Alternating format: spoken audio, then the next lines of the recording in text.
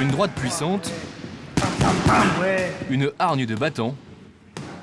Une fois par semaine, l'homme au t-shirt noir vient passer 1 heure à se défouler sur le ring. La violence, il connaît bien. Il la côtoie au quotidien, car Karim Achoui est un poids lourd du barreau, l'avocat des caïds du milieu. Un univers plutôt dangereux qui se rappelle à lui à chaque entraînement. Il y a moins de douleur, il y a moins de... Oui. Ça s'est bien remis, hein. Ouais, ça va mieux. Ces cicatrices sont le résultat d'une opération pour lui retirer une balle de gros calibre. T'es un battant, quoi, t'es un guerrier. T'es le nouveau samouraï des temps modernes, c'est bien. Oui, j'ai été perforé un petit peu. Perforé par du 11-43, l'arme des tueurs, c'était le 22 juin dernier, boulevard Raspail, en plein centre de Paris. Au premier étage de cet immeuble haussmannien, le cabinet de Karim Achoui. Ce soir-là, il le quitte à 22 h. Alors je sors, je vois un homme casqué.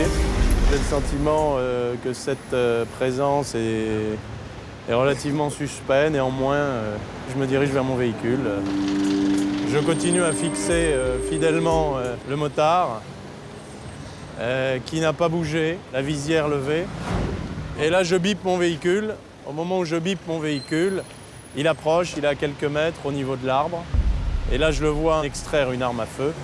Et à ce moment précis, je jette ma mallette, je pousse ma fiancée contre l'arbre et je me mets à courir. Et arrivé ici, j'en prends une dans le dos, une balle dans le dos. La deuxième balle va tomber sur la vitrine, elle va siffler près de mon oreille. Je continue à courir et là je prends une troisième balle au niveau de la hanche. Et je vais continuer à courir jusqu'à l'angle de la rue de Varennes à environ 200 mètres. Et là je vais m'effondrer. Avant de prendre la fuite, le tueur tente de tirer 4 autres balles, mais le pistolet s'enraye. Karim Achoui est un miraculé. Jusqu'alors, l'histoire de Karim Achoui, c'était celle d'un surdoué des prétoires. À 40 ans, ce fils de commerçant kabyle fait partie des avocats spécialisés dans le droit pénal.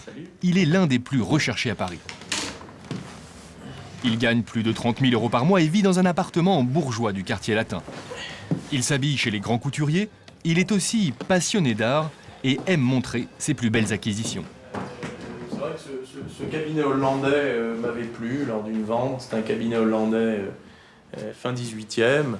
Des meubles d'époque ou encore des tableaux champêtres.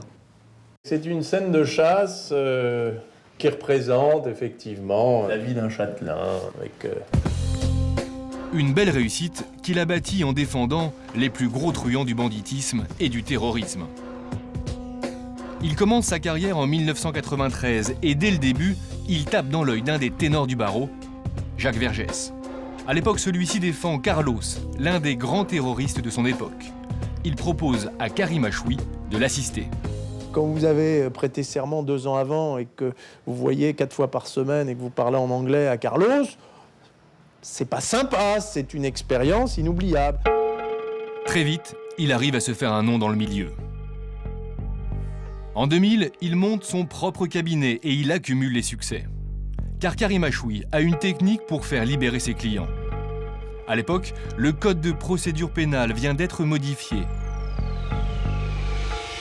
Certains policiers le connaissent mal et multiplient les erreurs dans les dossiers. Ces erreurs, Karim Achoui les exploite pour faire annuler les procédures. Alors, les plus gros caïds s'adressent à lui. Comme Marc Ornec, considéré comme l'un des parrains du milieu parisien. Il le fait libérer alors qu'il encourait 15 ans de prison pour braquage. Mais la jolie trajectoire de Karim Achoui va connaître un coup d'arrêt en mars 2003 à cause d'une évasion spectaculaire à la prison de Fresnes.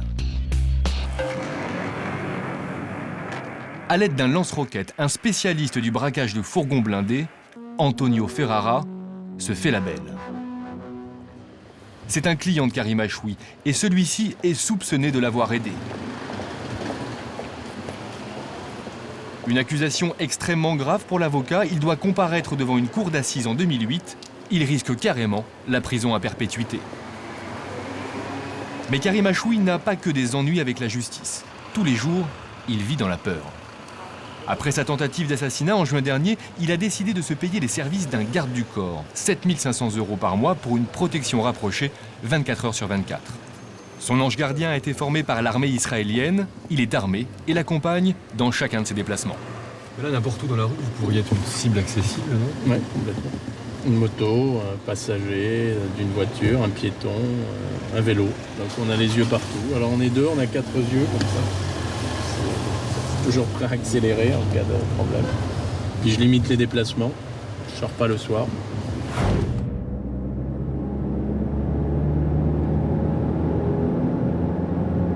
Karim Achoui n'est pas rassuré. Il faut dire qu'il n'a pas que des copains chez les voyous. Parmi ses clients, à côté des caïds, il défend aussi des petits dealers, des délinquants de banlieue.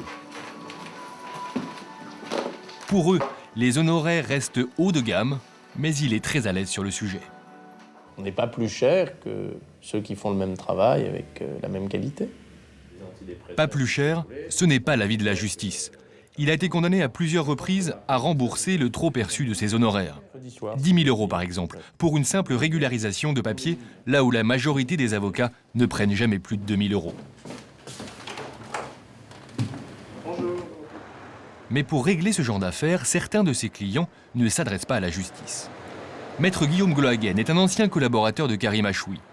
Un jour de mars 2005, il a vu arriver au cabinet une bande de Roumains armés. J'ai été pris en otage au cabinet avec d'autres personnes qui étaient présentes ce jour-là. C'est un client qui est venu et, avec des hommes de main et nous avons été pris en otage. Monsieur Achoui n'était pas là, mais nous, oui. Qu'est-ce qu'ont reproché les clients à Maître Achoui? D'être trop cher par rapport à la prestation qui était fournie. À force de fréquenter le milieu, Karim Achoui accumule donc les ennuis. Le pire a été atteint le 22 juin dernier avec sa tentative d'assassinat. Alors qui a cherché à l'abattre? L'avocat pense avoir la réponse et sa thèse est plutôt surprenante. J'ai aujourd'hui la conviction absolue qu'au sein d'un service, des fonctionnaires de police ont décidé, à une époque donnée, de se débarrasser de Karim Achoui. Selon lui, quelques jours avant sa tentative d'assassinat, un informateur l'aurait prévenu qu'un complot se préparait contre lui. Et on vous dit que la police prépare quelque chose contre vous? Oui. Et qu'il va m'arriver quelque chose de relativement grave. Je ne vous cache pas que je ne pense pas à une tentative de meurtre ou d'assassinat. Selon lui, il aurait été victime de ses succès. En faisant libérer rapidement les plus gros truands sur de simples vices de procédure, il a réduit à néant des mois et des mois de travail d'enquête de la police. Certains policiers lui en voudraient donc au point de le faire abattre. Pour appuyer ses dires, il nous met en contact avec un ancien officier de police qui aurait participé au complot.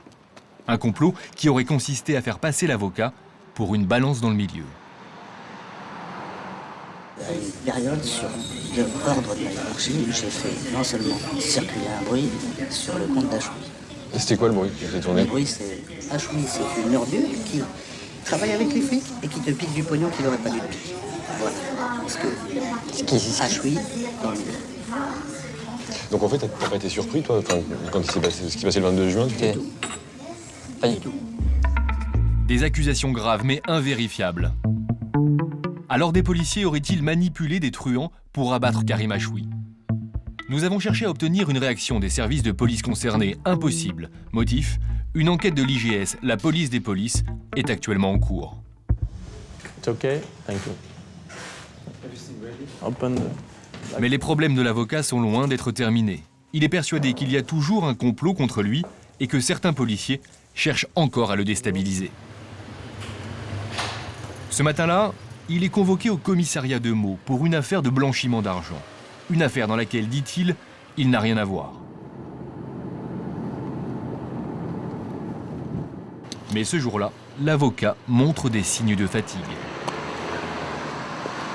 J'ai perdu 10 kilos et me rendre à des invitations permanentes m'épuise. Voilà. J'aimerais me reconstruire, me soigner, avancer un peu. Dans ce commissariat, il va passer 31 heures en garde à vue. Et il a d'autres raisons de se faire du souci. En juin dernier, Il a été condamné à 5 ans d'interdiction d'exercer pour faux et usage de faux, mais a fait appel de cette décision.